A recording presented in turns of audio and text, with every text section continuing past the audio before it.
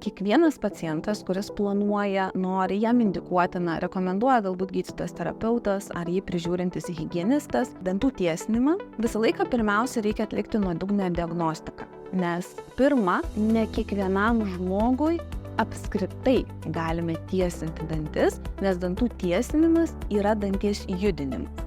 Labai mažas procentas žmonių to daryti negali, bet jis yra, mes tą turime įvertinti. Sekančiu etapu gydytojas ortodontas vertina, kokie gydymo metodai galimi pacientui. Ir kai pacientas kreipiasi į mus norėdamas tiesinti dantis kapomis, mes pirmiausia, ką turime jam atsakyti, ar tas būdas galimas.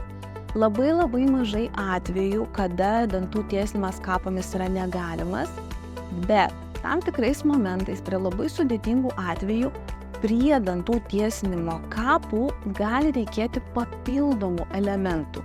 Kabliukai, sagutės ir visokie kitokie terminai naudojami ortodontijoje yra naudojami kaip pagalbiniai atraminiai elementai tiesinant kapom.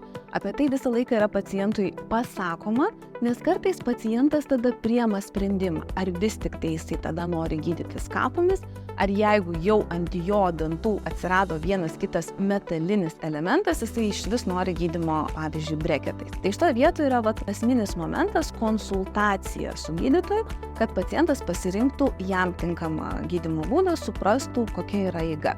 Bet jeigu mes naudojam pagalbinius elementus, pacientai praktiškai 99% gali būti gydomi dantų tiesinimo kapu.